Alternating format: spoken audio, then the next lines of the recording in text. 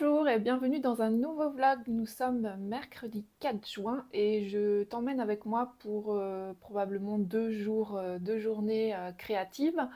J'ai déjà en fait filmé des rushs de mon bullet journal. Alors je sais pas si je te l'ai montré avant ou après quand j'installe ma semaine dans mon bullet journal. Et puis j'ai créé le nouveau mois dans mon bullet journal. Alors j'ai pas tout filmé, mais j'ai filmé la partie de la semaine parce que j'avais envie de te montrer comme ça va vite en fait d'installer une semaine quand on est dans un bullet journal minimaliste et que ben, c'est pas une contrainte comme certains pourraient penser que le bullet journal peut être trop envahissant en fait et qu'on passe trop de temps à créer son bullet journal qu'à s'organiser.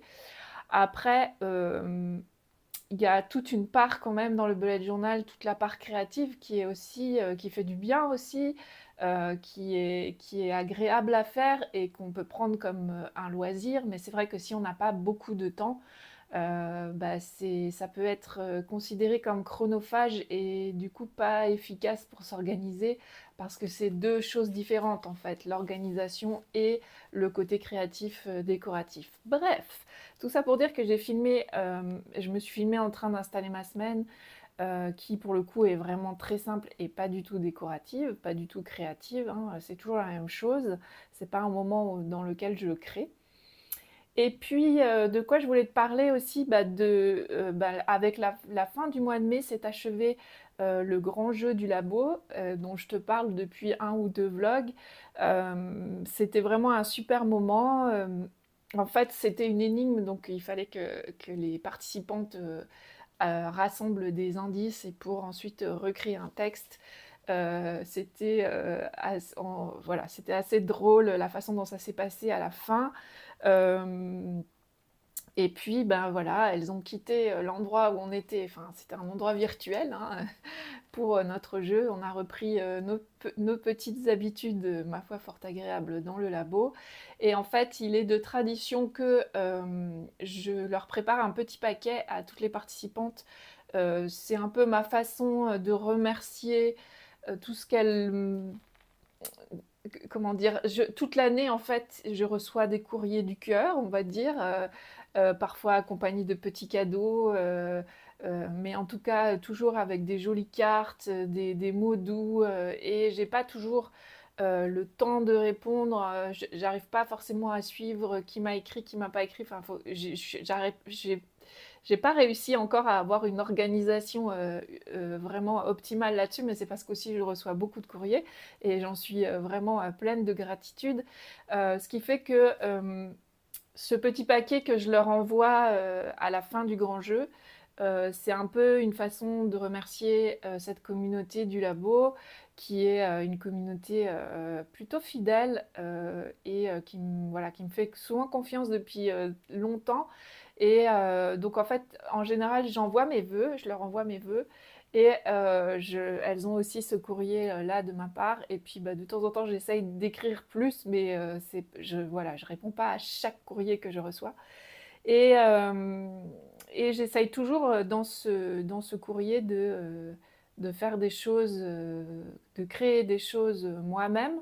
Donc ça me prend du temps à faire parce que là, bah, par exemple, cette année, elles étaient 20 participantes, donc ça fait beaucoup de choses à créer.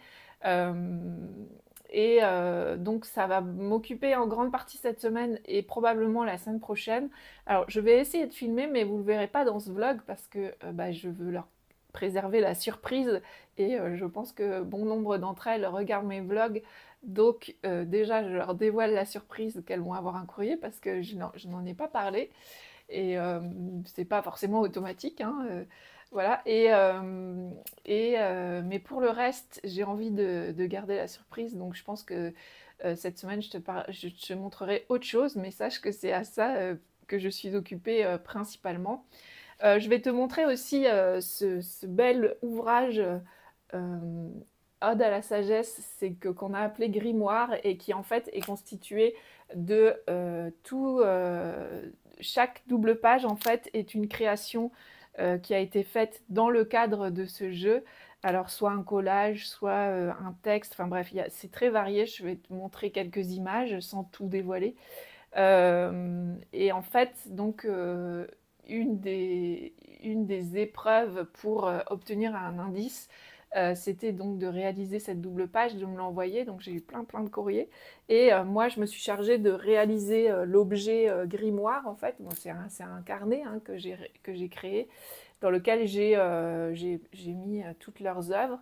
Et lundi soir, on a tiré au sort l'heureuse gagnante qui va donc recevoir l'objet, parce que je le garde pas. Et pour les autres, j'ai scanné toutes les pages. J'ai fait aussi une vidéo dans laquelle je feuillette cette beauté.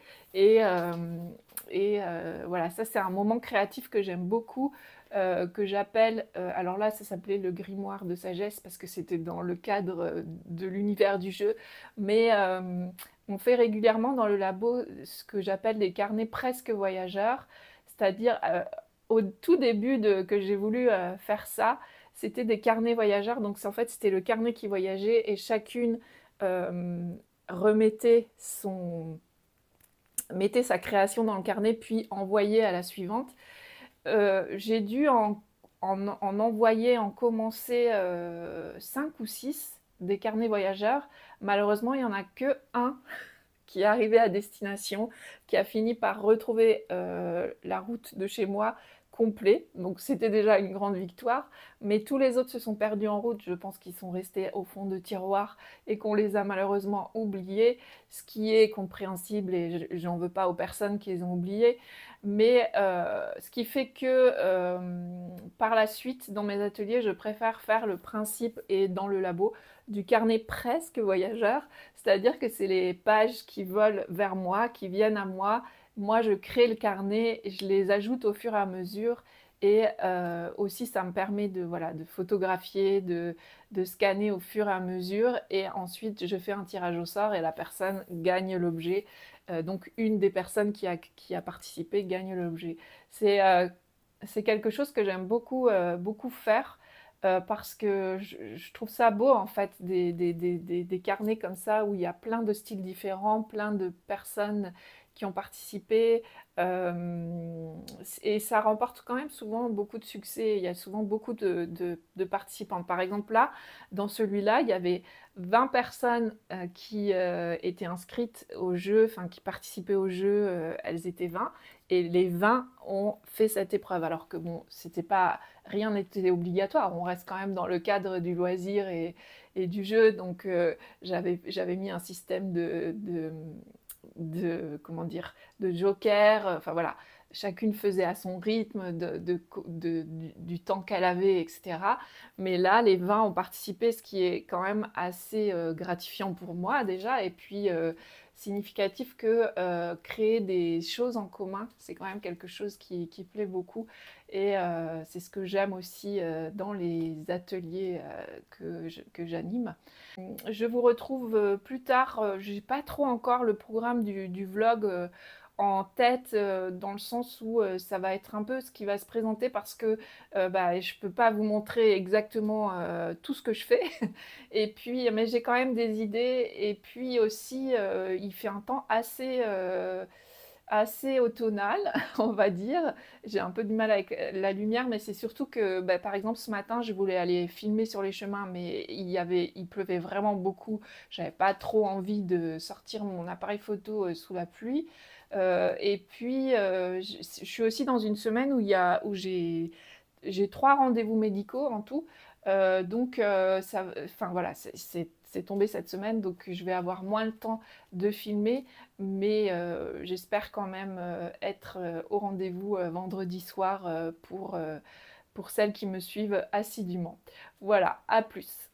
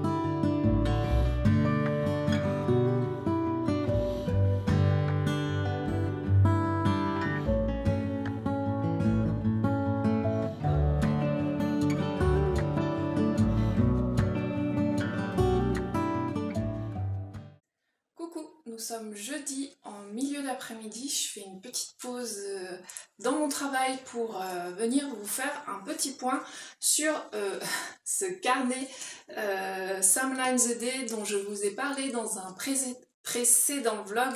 Je vous expliquais que je l'avais repris.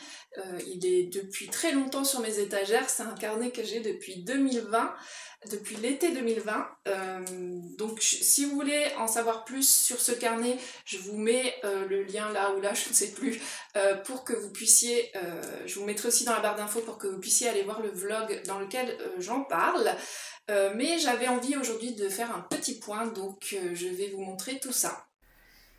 Alors quand j'avais décidé de reprendre ce carnet, je me suis fixée comme défi, je me suis fixée de faire un défi des 100 jours, et c'est-à-dire d'essayer de le tenir pendant 100 jours sans interruption. Et je me suis fait un petit tracker sur Canva en y intégrant une petite illustration de Mikey Otley. Je vous mettrai le lien de sa chaîne YouTube dans la barre de commentaires. Elle fait vraiment des adorables petits dessins qu'elle vend. Ensuite, elle a un club qui s'appelle Cat College où on peut s'abonner 1 mois, 2 mois, 3 mois et puis télécharger donc des graphismes qu'elle fait. Donc j'en ai intégré un dans le petit tableau que j'avais fait. Le tableau là, c'est pas moi qui l'ai fait, je l'ai pris dans Canva. Et puis j'ai juste, voilà, j'ai juste ajouté les dates en fait. J'ai recommencé mon carnet le 18 avril et donc je m'étais fixé de le tenir jusqu'au 26 juillet. Pourquoi ça? C'est parce que j'aimerais bien quand même finir de... Je vous en ai parlé de ce carnet, j'aimerais bien finir de le remplir, mais il me reste quand même pas mal de temps. C'est-à-dire qu'il faudrait que je finisse cette année et que je fasse encore toute l'année prochaine, toute l'année 2026. Je ne sais pas du tout si c'est ça qui va se passer, mais en tout cas, pour l'instant, je tiens mon défi des 100 jours, puisque vous voyez que donc là, j'enregistre, nous sommes le 5 juin, mais je viens de faire mon jour du 4. Là, j'ai pas encore, j'ai pas encore colorié. Je voulais filmer. Alors, j'ai pas filmé la partie écrite, mais je vous ai filmé la mise en page. Que je vous la montre après. Et voilà, et donc je viens à chaque fois colorier mon tracker et puis je vais essayer de tenir jusqu'au 26 juillet, puis de continuer après. Alors ça paraît une corvée quand je dis je vais essayer de tenir, mais en fait l'idée c'est de vraiment remettre une habitude de documenter le quotidien dans ma vie. C'est vraiment quelque chose dont j'ai envie. Et le fait de faire un défi comme ça, de tenir longtemps de le faire vraiment régulièrement, ça permet que ça devienne un réflexe. Et c'est vraiment ce qui est en train de se passer là pour moi. Je suis... Maintenant, je viens vraiment naturellement le matin dans mon carnet pour soit écrire, soit faire la mise en page. J'ai fait, je vais vous montrer donc la mise en page que j'ai filmée aujourd'hui. Voilà, donc je vous explique, je vous montrerai après les images de quand je le fais, mais je fais toujours une mise en page sur 2 jours. Donc il y a un jour où je prends plus de temps puisque je fais la déco. Alors là c'est avec des stickers et du scotch de masquage, mais parfois c'est avec une image, parfois je prends une page entière et puis j'écris à côté. Enfin voilà, c'est pas toujours composé comme ça. Mais là c'était ce que j'avais envie de faire aujourd'hui. Et donc vous voyez que souvent il y a un jour où je prends le temps de faire la déco et la mise en page, ce que j'appelle la mise en page, et ensuite il me reste le texte à écrire. Et puis en fait le lendemain j'ai plus que le texte à écrire, donc ça va beaucoup plus vite en fait. Quand il y a juste un texte à écrire, ça me prend 10 minutes quoi. Donc voilà un peu comment je fonctionne. Je suis vraiment contente d'être retournée dans ce carnet. Ce que je voulais vous partager aussi, c'est que je commence à avoir envie d'avoir un carnet qui est neutre, parce que là, vous voyez que bah, c'est un carnet où normalement on vient écrire tous les ans. Là, moi, je prends, j'écris sur 4 années pour avoir de la place et parce qu'il y a d'autres périodes à l'année où j'ai déjà rempli, parce que je l'ai tenu en 2020, en 2022. Enfin voilà, c'est un carnet que j'ai repris, abandonné. Et bah, du coup, je suis quand même contrainte par ces lignes-là. Enfin, j'ai envie d'explorer ces mises en page dans un carnet qui est quadrillé et qui ne soit pas daté, que ce soit moi qui me place la date où je veux. Enfin voilà, qui ait moins de contraintes. J'aimerais pouvoir faire des colonnes aussi. Et là, comme il y a déjà ces lignes, ça bloque un peu.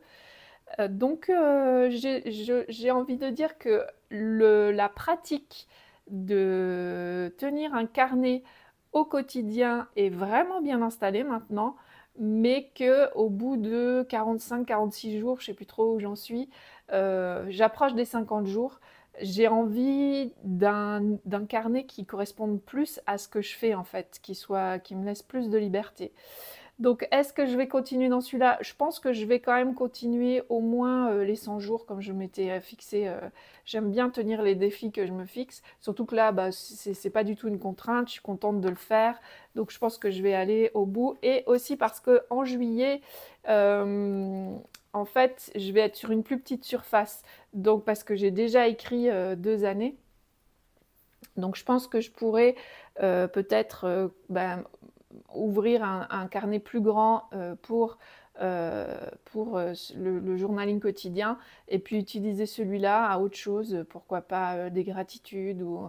Enfin voilà, je suis en réflexion, mais je voulais vous tenir au courant de où j'en étais avec ce carnet. J'ai vraiment retrouvé le goût de faire des mises en page, de varier entre les stickers, les magazines, ce que je crée moi-même. Euh, Chose que je ne faisais plus trop depuis le début de l'année. Donc bah, je suis bien contente. C'est comme ça que s'épanouit ma créativité en ce moment. Et je voulais vous faire un petit point là-dessus.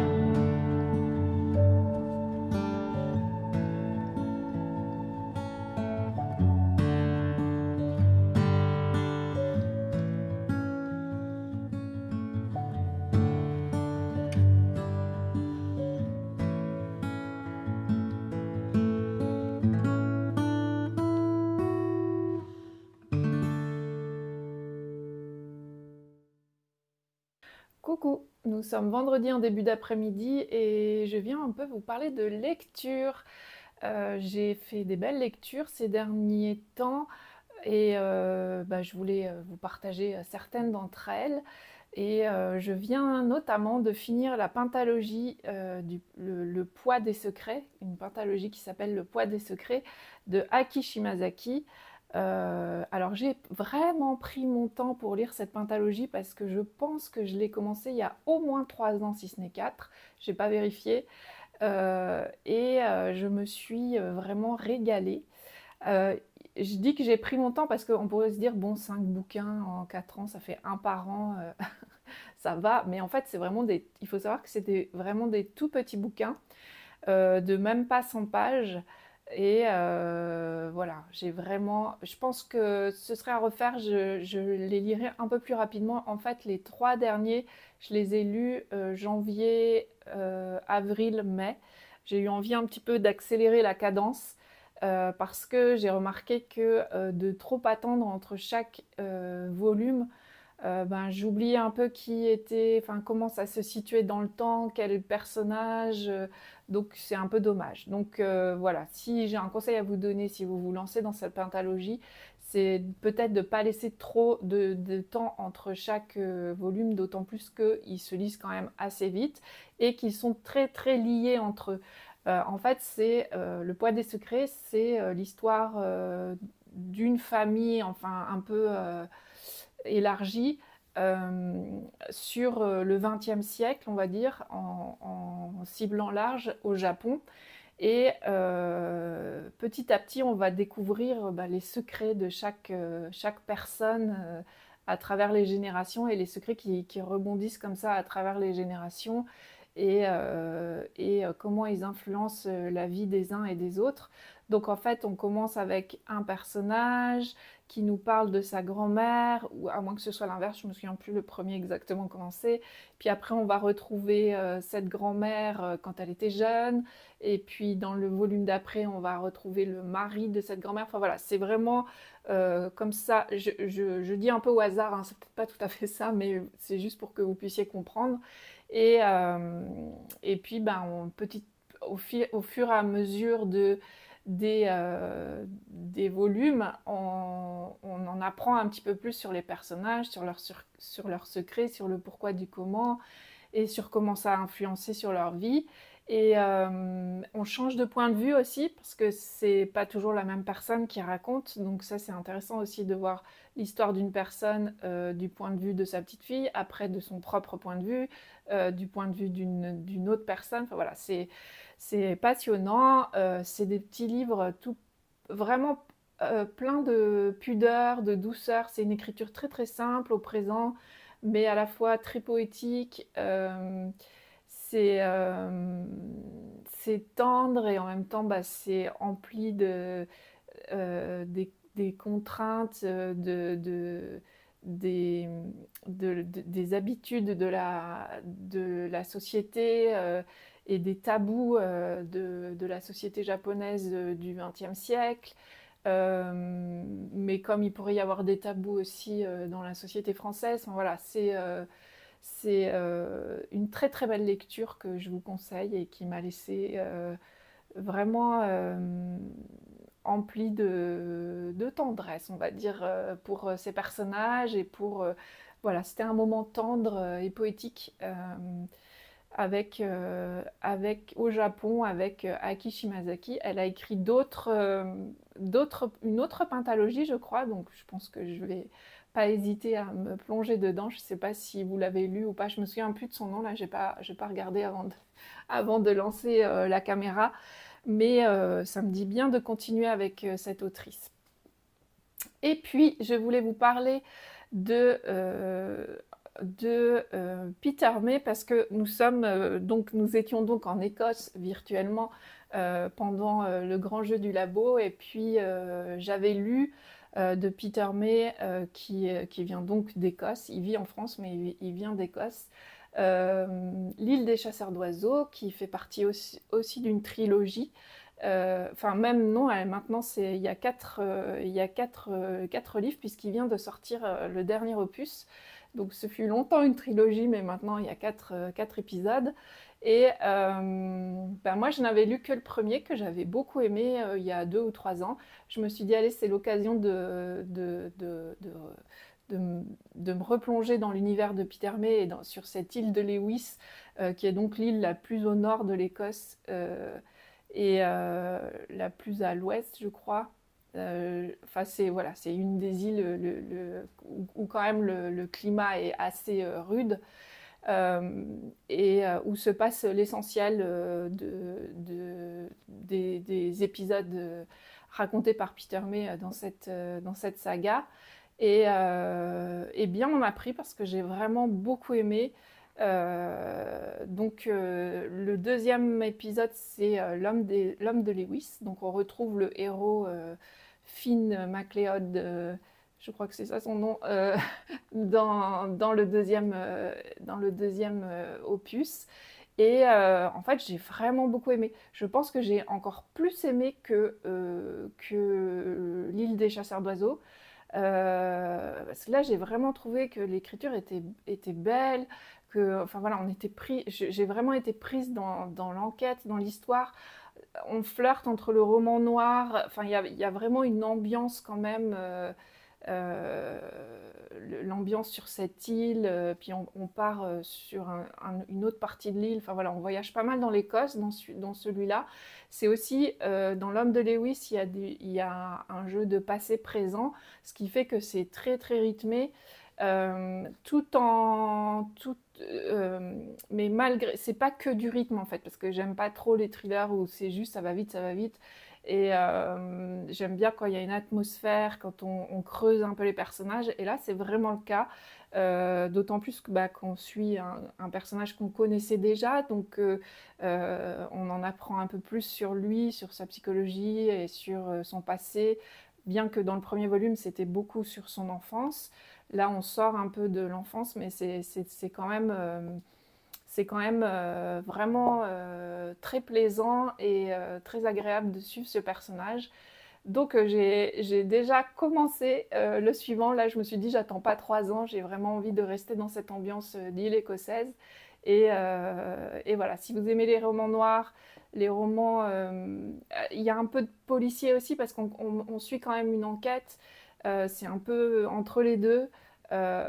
Et que vous aimez quand même la nature est quand même assez présente aussi, hein, la nature écossaise, mais que voilà, que vous êtes attiré par ça avec une écriture à la fois fluide et belle.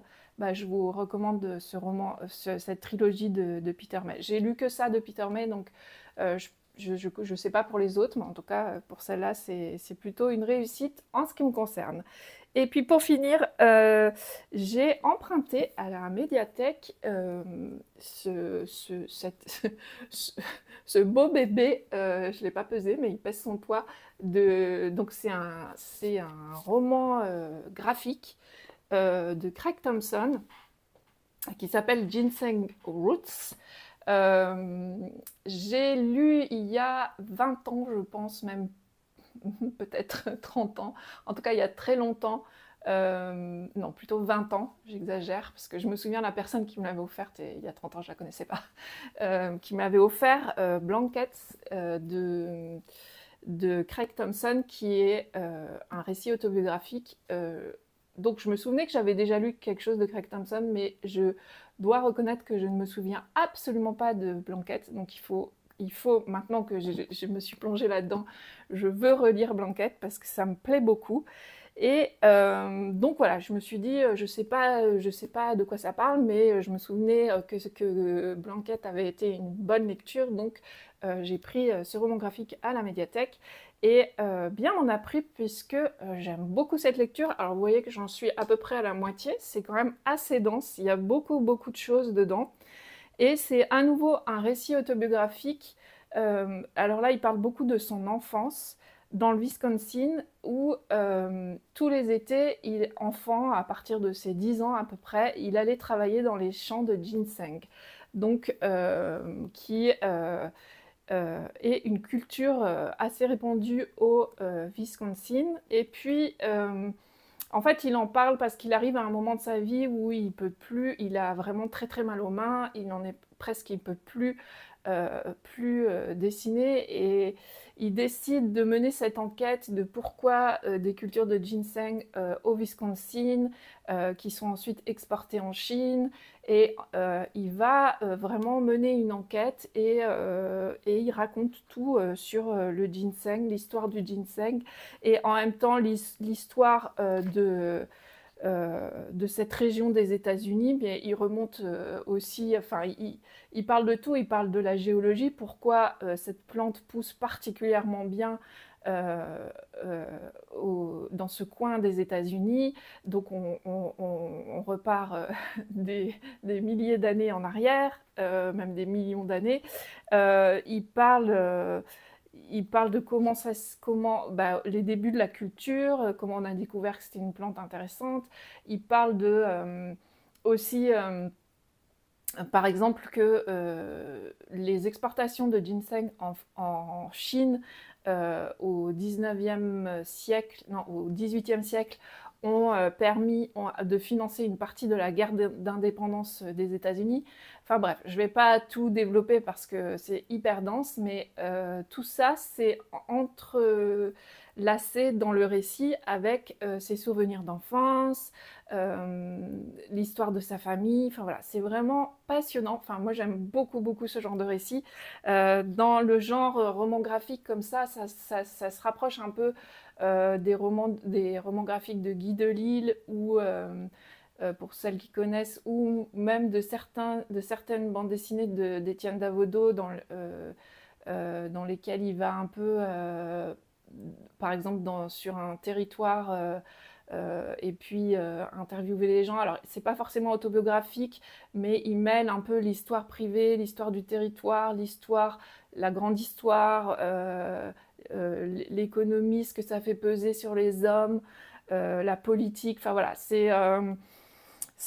donc c'est à la fois autobiographique, à la fois documentaire.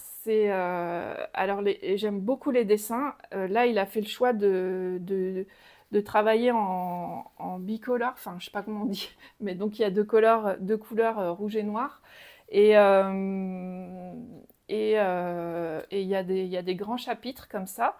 Et voilà. Et donc, je me réjouis de lire la suite. Et moi, je suis pas. Peut-être que j'enfonce vraiment des portes ouvertes en parlant de ce roman graphique parce que je suis pas une spécialiste trop des romans graphiques et de la bande dessinée. Donc peut-être que c'est hyper connu et tout ça. Mais je pense que c'est assez récent. Et en tout cas, pour moi, c'était une belle découverte. Et bah là, je vois en français 2024. Et non, donc c'est quand même plutôt récent. Voilà, si vous aimez ce genre de, de roman graphique, je vous le conseille. Je vous remercie de m'avoir écouté jusqu'ici. Si vous avez aimé ce vlog, n'hésitez pas à le liker, à laisser un commentaire et à vous abonner si ce n'est pas encore fait. Et je vous retrouve la semaine prochaine pour une nouvelle vidéo. Et en attendant, je vous souhaite une belle semaine créative. Salut!